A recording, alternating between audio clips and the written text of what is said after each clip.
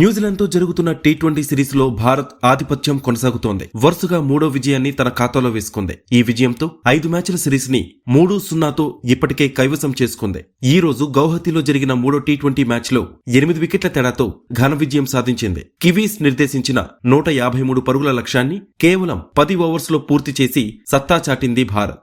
భారత ఓపెనర్ అభిషేక్ శర్మ మరోసారి విధ్వంసం సృష్టించాడు. కేవలం 20 బంతుల్లో 68 పరుగులు చేసి నాటౌట్ గా నిలిచాడు. కెప్టెన్ సూర్యకుమార్ యాదవ్ 26 బంతుల్లోనే 57 పరుగులు చేసి మరోసారి తన హాఫ్ సెంచరీతో ఆకట్టుకున్నాడు. అయితే అభిషేక్ శర్మ 14 బంతుల్లోనే హాఫ్ సెంచరీ పూర్తి చేసుకున్నాడు. అభిషేక్ శర్మ దూకుడికి పవర్ ప్లే ముగిసే సమయానికి 94 పరుగులు చేసింది భారత జట్టు.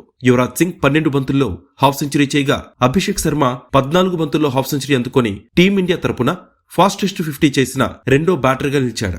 ఈ మ్యాచ్ లో అభిషేక్ శర్మ అద్భుతంగా రాణించినా కానీ తన గురువు రికార్డ్ మాత్రం బ్రేక్ చేయలేకపోయాడని నెటిజన్స్ కామెంట్ చేస్తున్నారు. అంతకుముందు టాస్ ఓడి బ్యాటింగ్ కి దిగిన కివీస్ భారత బౌలర్ల దాటికి నిలవలేకపోయింది.